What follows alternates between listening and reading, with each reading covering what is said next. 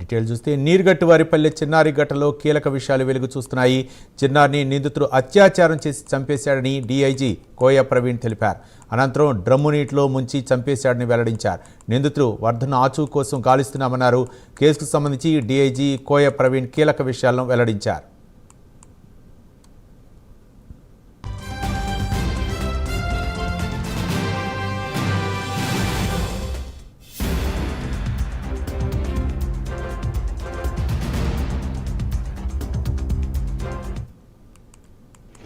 నిన్న రాత్రి చాలా దురదృష్టకరమైన సంఘటన జరిగింది. 7 సంవత్సరాల మైనర్ బాలిక ఒక అగంతకుడు అతి దారుణంగా వాటర్ డ్రమ్ లో ముంచి ఇప్పుడే అది మన యొక్క పోస్ట్ మార్టం ఇంక్వెస్ట్ రిపోర్ట్ లో ఇవన్నీ కూడా ప్రిలిమినరీ మనకు రావడం జరిగింది. ఎవరైతే ఈ నిందితుడు ఉన్నాడో అతని కోసం అయితే ప్రస్తుతం గాలింపు జరుగుతుంది. ఖచ్చితంగా పట్టుకొని అతి కఠినంగా కోర్టు ద్వారా అతను శిక్షించే విధంగా కూడా దర్యాప్తులో మొత్తం ఎటువంటి లోపాలు లేకుండా కఠినంగా అతనికి శిక్ష పడే విధంగా మేము ఒక చర్యలు తీసుకుంటాం. కాజ్ ఆఫ్ డెత్ డ్రౌనింగ్ అండి. నీళ్ళ వాటర్ డ్రమ్ లో ముంచి అత్యాచారం చేశారు. అత్యాచారం జరిగింది. నీటిలో ముంచి చంపడం నీటి వాటర్ డ్రమ్ లో ముంచి చంపడం అది ఇంకా జరిగితే అండి సిచ్యువేషన్. మనం మార్నింగ్ నుంచి కూడా ఈ కమోషన్ అడ్రస్ చేయడంలోనే మనం అంతా సమయం అంతా వెచ్చించాల్సి వచ్చింది. అసలు ఏం జరిగింది, ఏమేం జరిగేది ఏంటి అనేది ఇప్పుడు ఆఫీస్కి వెళ్ళిన తర్వాత మొత్తం తీసి ఈ ఇన్వెస్టిగేషన్ ప్లాన్ ఆఫ్ యాక్షన్ తయారు చేస్తాం. ఆ పోక్సో యాక్ట్ అట్రాక్ట్ అవ్వద్దండి. 302 ఓల్డ్ ఐపీసీ అయితే 302, సో 376 పోక్సో యాక్ట్ కూడా అట్రాక్ట్. ఒక కేసు ఒకటి 324 కేసు ఉంటే లోక్ అదాలత్లో అది కాంప్రమైజ్ అయిందంటండి రీసెంట్గా. తర్వాత ఆ వీధిలో కూడా ఇప్పుడు మనకున్న సమాచారం ప్రకారం కూడా ఇతను తాగి అందరితో కూడా అసభ్యంగా ప్రవర్తించడం, ఇతనికి అందరూ భయపడి దూరంగా ఉండటం అనేది ఒక అయితే వినికిడి అయితే ఉంది. స్పాట్లు ఏమిటంటే ఇప్పుడు అసలు మనకి బాడీ ఇంక్వెస్ట్ అయితే చేసాం. మళ్ళీ ఇంకోసారి మొత్తం ఇల్లంతా సోదా చేసి అన్ని చేసి ఇంకేమైనా ఎవిడెన్సెస్ ఫర్దర్ ఏమైనా ఉంటే కూడా ఇంకో 2వ రౌండ్ చేయాల్సి ఉంటుంది రేపు.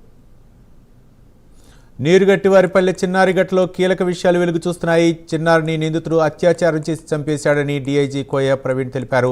అనంతరం డ్రమ్ము నీటిలో ముంచి చంపేశాడని వెల్లడించారు. నిందితుడు వర్ధన్ ఆచూ కోసం గాలిస్తున్నామన్నారు. కేసుకు సంబంధించి డీఐజీ కోయ ప్రవీణ్ కీలక విషయాలను వెల్లడించారు. ఇదే అంశానికి సంబంధించి మరింత సమాచారం మా కరెస్పాండెంట్ రవివర్మ అందిస్తారు. రవివర్మ. ఎసవి నీరుగట్టువారిపల్లిలో ఇవాళ ఉదయం నుంచి నెలకొన్నటువంటి ఉద్రిక్తతలకు తెరపడింది. దాదాపు 7 గంటల పాటు స్థానికులు, కుటుంబ సభ్యులు నిరసనకు కూడా తెరపడిందని చెప్పి తెలుస్తోంది. మదనపల్లి ప్రభుత్వ ఆసుపత్రికి అంటే రిషిత మృతదేహాన్ని మదనపల్లి ప్రభుత్వ ఆసుపత్రికి తరలించిన పిదప చిన్నారికి పంచనామా నిర్వహించారు వైద్యులు. అక్కడ వైద్యులు పంచనామా నిర్వహించారు. అయితే మదనపల్లి ప్రభుత్వ ఆసుపత్రి వద్ద కూడా కుటుంబ సభ్యులు, స్థానికులు భారీ ఎత్తున గుమికూడారు.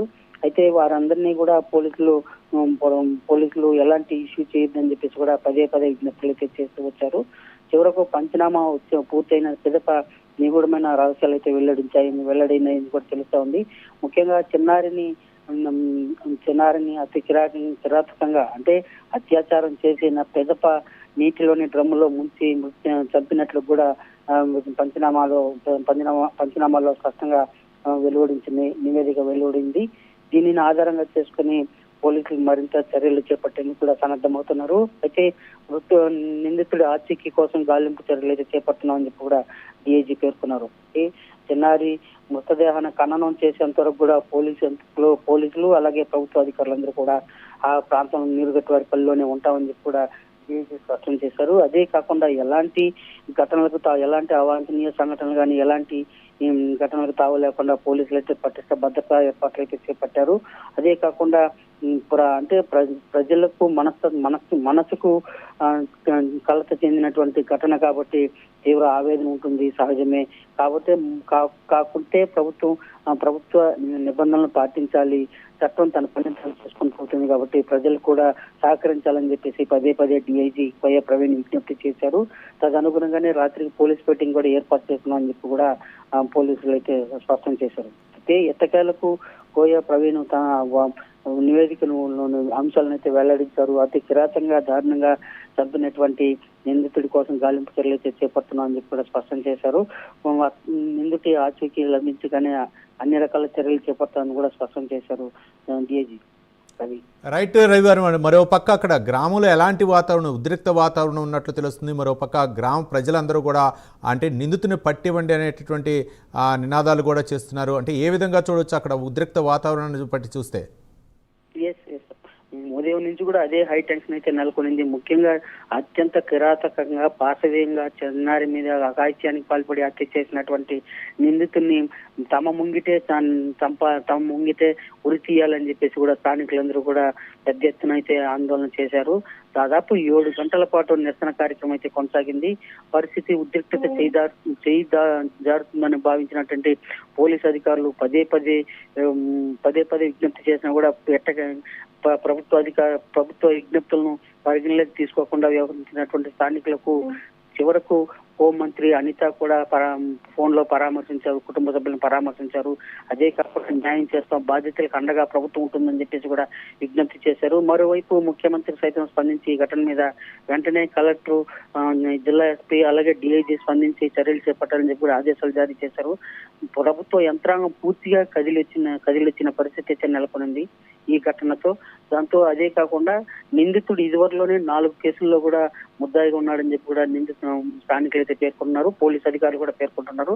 దీంతో భవిష్యత్తులో ఇలాంటి ఘటనలు పునరావృతం కాకుండా ఉండాలంటే నిందితుడిని వెంటనే శిక్షించాలి, వెంటనే శిక్ష పడాలి, బహిరంగంగా ఉరి తీయాలని చెప్పి కూడా స్థానికులందరూ కూడా డిమాండ్ చేశారు. అయితే చట్టం అలాంటి వాటిని ఉపేక్షించదు, అలాంటి వాటిని ప్రోత్సహించదు కాబట్టి చట్టపరంగా చర్య తీసుకుంటామని చెప్పేసి జాయింట్ కలెక్టర్ అలాగే డిఐజీ అందరూ కూడా పేర్కొనడంతో ఎట్టకేలకు స్థానికులందరూ కూడా పోలీసుల విజ్ఞప్తులను పరిగణలోకి తీసుకుని చివరకు పోలీసుల చట్ట ప్రకారమే నడుచుకుంటామని చెప్పి స్థానికులు పేర్కొనడంతోనే ఇవాళ అలాంటి ఉద్రిక్త పరిస్థితి తెరపడిందని చెప్పి కూడా తెలుస్తా ఉంది.